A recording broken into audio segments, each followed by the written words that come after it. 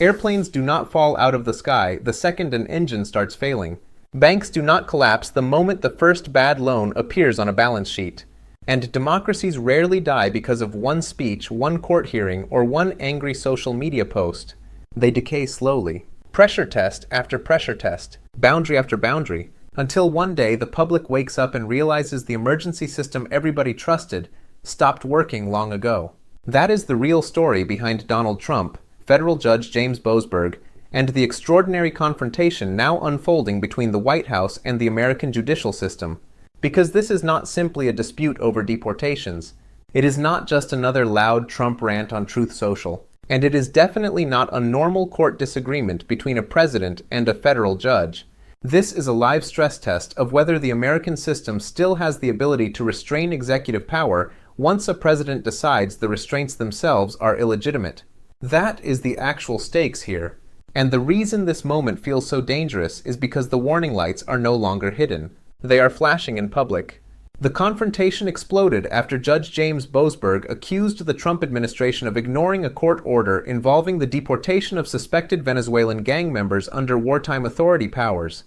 During the hearing, Boasberg openly rebuked the Department of Justice and questioned whether administration lawyers intentionally disregarded instructions from the bench. Then came the line that changed the tone of the entire hearing.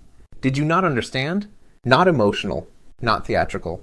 Worse. Controlled disappointment from a federal judge who appeared to realize he was no longer arguing over legal interpretation, but over whether the executive branch still considered itself bound by judicial authority at all. And every experienced attorney in Washington understands the unwritten rule that normally follows moments like this. You absorb the loss quietly. You file the appeal. You attack the ruling through legal procedure. You do not declare war on referee. Donald Trump chose a different route. Within hours, he went on to Truth Social and publicly attacked Boasberg personally, calling him wacky, out of control, and exactly what judges should not be. He even suggested the judge should be removed. That escalation matters for one reason above all others. Because Trump was not merely arguing the judge reached the wrong conclusion. He was attacking the legitimacy of the judge himself. That distinction changes everything. A president criticizing a ruling is normal. A president teaching millions of supporters that courts themselves cannot be trusted unless they deliver favorable outcomes is something entirely different. And then the story became even bigger. Because Judge Boasberg was no longer dealing only with deportation authority, the courtroom suddenly opened a second front involving Federal Reserve Chair Jerome Powell. According to the allegations reviewed in court, the Department of Justice launched an investigation tied to a Federal Reserve construction project. On paper, that sounds routine. Federal projects are investigated all the time. But after reviewing the evidence, Boasberg reached a devastating conclusion. The investigation, according to the judge's findings, was not truly about financial misconduct. It was about pressure. Pressure on Jerome Powell. Pressure on an independent central bank chair who refused to lower interest rates simply because the president wanted cheaper money before a politically sensitive period. And that is where this story stops looking like ordinary politics and starts looking like institutional collision. Because the Federal Reserve was specifically designed to operate outside direct presidential control. Not because America distrusts democracy. Because history repeatedly showed what happens when politicians gain direct influence over monetary policy. Short-term political gain, long-term economic damage, inflation, market panic, loss of trust. Which raises the uncomfortable question now hanging over this entire crisis. What happens when the institutions designed to limit power become the targets of power itself? And this is the point where the story becomes deeply uncomfortable for both political parties. Because once you strip away the slogans, the campaign branding, the cable news tribalism, and the endless online outrage cycles, the core allegation sitting underneath this confrontation is brutally simple. Did the executive branch attempt to use federal law enforcement power to pressure an independent economic institution into political compliance? That is the real question. Not whether Donald Trump likes Jerome Powell. Not whether interest rates should be lower. Not whether conservatives or liberals are winning the media narrative this week. The actual issue is whether the machinery of the federal government was redirected toward personal political objectives. And Judge James Boasberg's findings hit that issue directly. Now notice something critical here. Boasberg did not accuse the White House of merely criticizing Jerome Powell publicly. Presidents have done that before. Lyndon Johnson pressured the Fed. Richard Nixon notoriously leaned on Arthur Burns. Political frustration with the Federal Reserve is not new. What makes this different is the allegation that prosecutorial power itself may have been pulled into the fight. That changes the legal and moral gravity completely. Because the Department of Justice is not supposed to function as a presidential intimidation unit. It is supposed to function as an independent law enforcement institution operating under constitutional constraints. And this is where the administration's response starts creating even bigger problems than the original ruling. Instead of calmly dismantling Boasberg's legal reasoning point by point, Trump escalated emotionally and personally. He attacked the judge's motives, he attacked his credibility, he attacked the legitimacy of the court itself. But pay attention to what never appeared in those attacks. No detailed factual rebuttal, no released evidence disproving the court's interpretation, no alternate explanation addressing why the investigation specifically targeted Jerome Powell during a period of escalating White House anger over interest rates. That silence matters. Because in high-profile legal conflicts, what people avoid answering is often more revealing than the speeches they deliver publicly. And then came another extraordinary moment.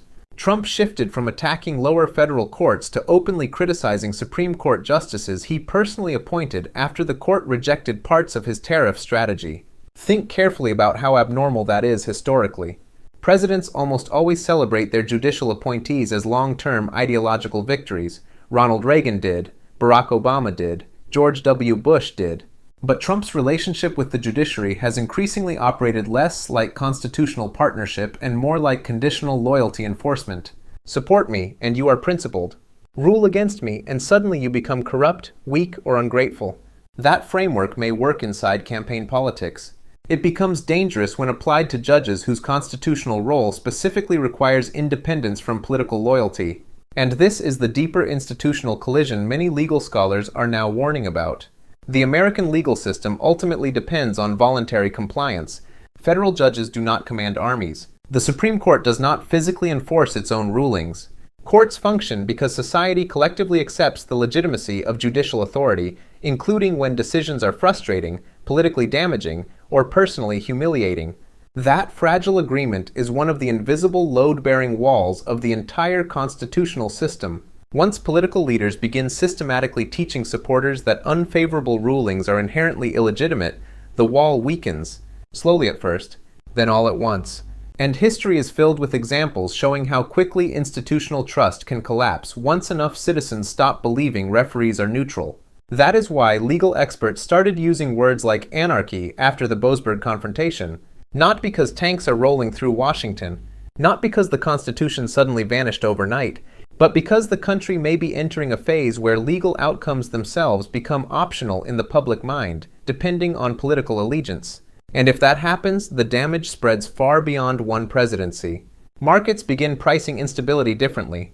Foreign governments reassess institutional reliability. Investors start questioning whether economic governance is being shaped by law or by political pressure. Ordinary Americans feel it through mortgage rates, retirement accounts, borrowing costs, and financial volatility they may never directly connect back to a courtroom confrontation in Washington. That is the hidden danger of institutional erosion. At first, it looks abstract. Then one day, it arrives in someone's monthly bills, someone's savings account, someone's lost job. Which is why this story is not fundamentally about Donald Trump versus James Boasberg.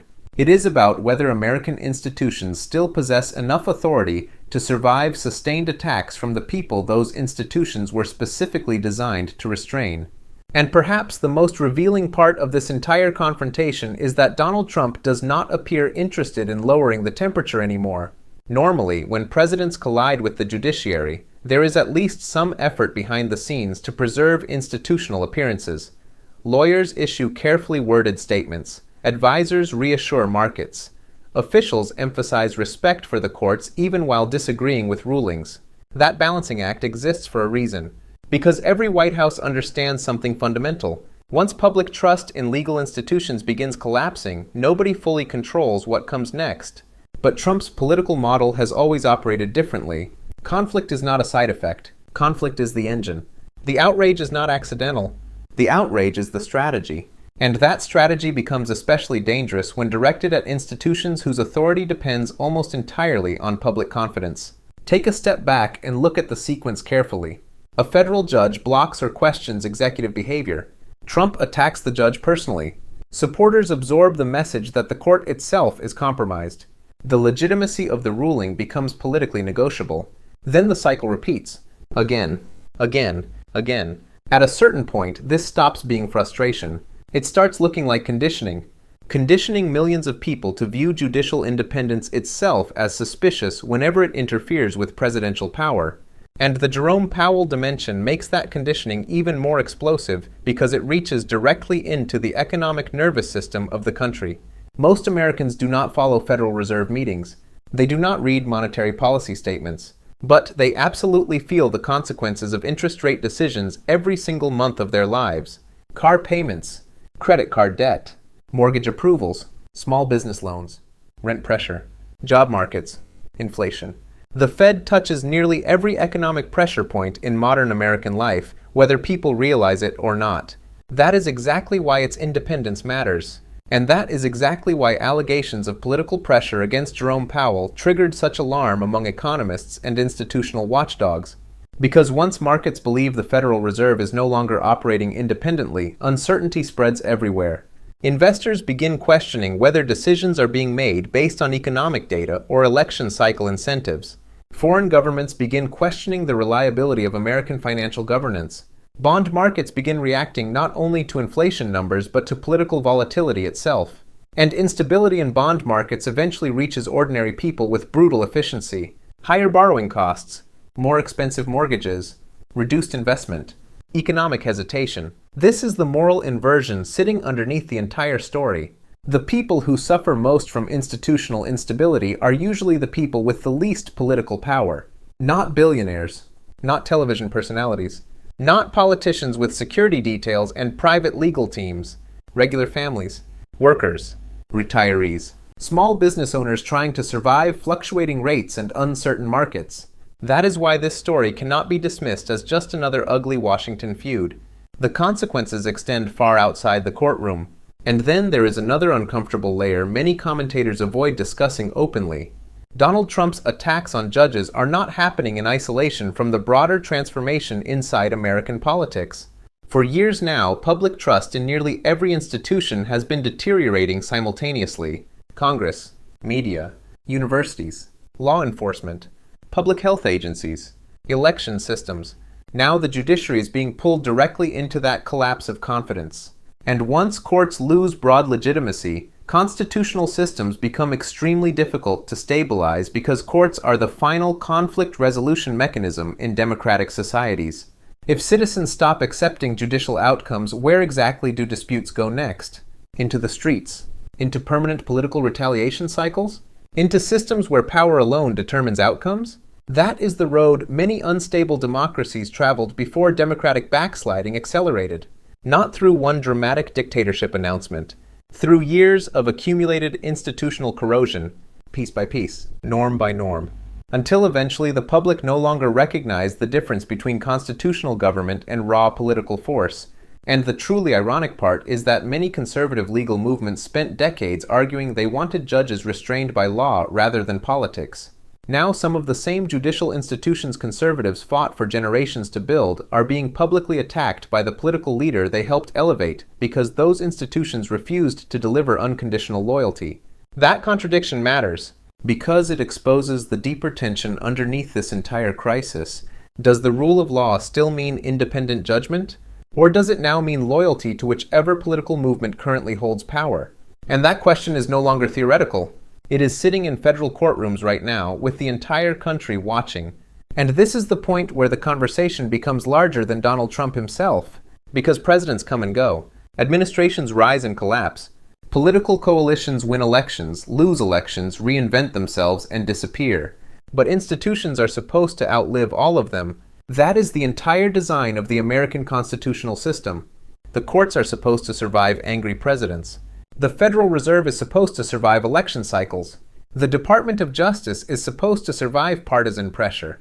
Those institutions were intentionally built with distance from immediate political emotion because the people who designed the system understood something timeless about power. Human beings rarely surrender power voluntarily once they become accustomed to it. That is why checks and balances exist, not because the founders believed leaders would always behave honorably, because they assumed many eventually would not. And what makes the current moment so unsettling is not simply that Donald Trump attacks judges. It is that the attacks increasingly sound like an attempt to redefine what legitimacy itself means. Under the traditional American framework, legitimacy comes from constitutional process. A judge has authority because the law grants authority. A court ruling matters whether the president likes it or not. The losing side appeals through legal procedure. That is the system. But under Trump's rhetorical framework, legitimacy increasingly appears tied to outcome. If institutions produce results favorable to him, they are patriotic. If they constrain him, they become corrupt obstacles infected by bias, disloyalty, or hidden political motives. That shift sounds subtle at first. It is not subtle at all. Because once legitimacy becomes conditional on political usefulness, constitutional order starts mutating into something much more unstable. And history has seen that transformation before, not only in authoritarian states. In democracies that slowly convinced themselves institutions were enemies rather than safeguards. That process rarely announces itself dramatically. It arrives disguised as frustration, as populism, as anti-elite anger, as demands for efficiency, as promises to fix systems supposedly standing in the way of the people, until eventually courts become weaker, oversight becomes weaker, independent agencies become weaker, and power becomes increasingly centralized around personalities rather than rules.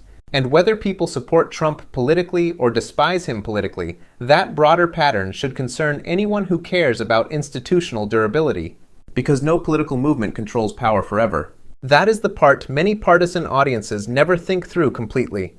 Every precedent created today eventually lands in someone else's hands tomorrow. If one administration normalizes treating judges as illegitimate enemies, another administration will inherit that weapon later. If one president conditions millions of citizens to distrust courts whenever rulings become inconvenient, future presidents will exploit the same distrust. Institutional erosion does not remain ideologically loyal. It spreads, and eventually everyone operates inside the weakened system they helped damage. That is why the Jerome Powell dimension matters so much beyond this particular administration. If the public begins believing Federal Reserve policy can be shaped through political intimidation rather than independent analysis, the consequences do not stop with Trump. Future presidents from either party will face pressure to manipulate monetary policy for short-term political survival. Markets will anticipate it, investors will price it in, and ordinary Americans will absorb the consequences through inflation risk, weaker purchasing power, and economic instability. That is how institutional decline enters daily life. Quietly, incrementally, then permanently. And perhaps the most revealing detail in this entire confrontation is what Donald Trump never fully explains. If the investigations were legitimate, why attack the judge instead of dismantling the evidence? If the courts are truly biased, why continue demanding legal victories from those same courts? If judicial independence matters only when rulings are favorable, is that still judicial independence at all? Those contradictions sit at the center of this story like exposed electrical wiring. Dangerous, visible, impossible to ignore once seen clearly. Because in the end, this is not fundamentally a story about one deportation order, one Truth Social post, or even one federal judge. It is about whether the United States still operates under a system where law restrains power. What is this day sees no making danes, or whether power is beginning to decide which laws deserve respect. And once a country reaches the point where legal authority depends on political loyalty rather than institutional legitimacy, the real damage is no longer limited to Washington. It reaches courts, markets, communities, families. It reaches every citizen who depends on the belief that rules still apply equally, even when the person being restrained is the most powerful politician in the country. So the question now is no longer whether Donald Trump is angry at the judiciary. The question is whether the judiciary can survive sustained political warfare without losing the public trust that gives its rulings force in the first place. If you found this breakdown valuable, make sure to like the video, share your thoughts in the comments, share this analysis with others, and subscribe for more deep dives into power, law, and the institutions shaping America in real time.